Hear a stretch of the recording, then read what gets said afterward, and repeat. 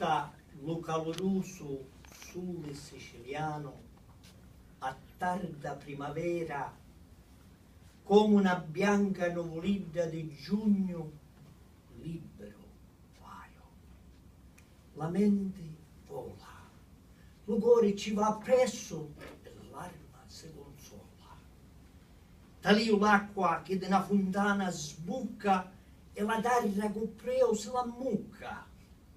A distanza osservo lo mare blu che lucica come le stelle, mentre lo venteceddo m'accarezza la faccia e le capite.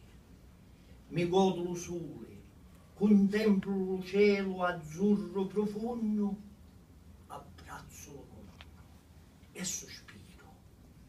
Intorno mi voto e vio una ficara di ficazzani carica tutta maturi e sani.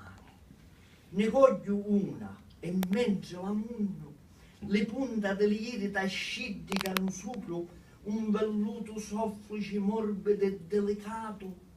Respiro l'odore incrociato, m'aggiutto la delicata essenza che m'abbrazzava con la sua presenza. La poso dalle labbra, delicatamente la tasto, lento con la lingua l'ampasto. La passo da un lato e l'altro, l'esuberanza di sta decizia m'ammanteggia l'anima. Come lo mele in bocca mi squaglia, non la sento più. Ora, con l'occhio a panettuzza, tiro un lungo sospiro e resto incantato con sta delizia eterica. Ni questa comunione mi annullavi in estasi e passione. Che meraviglia!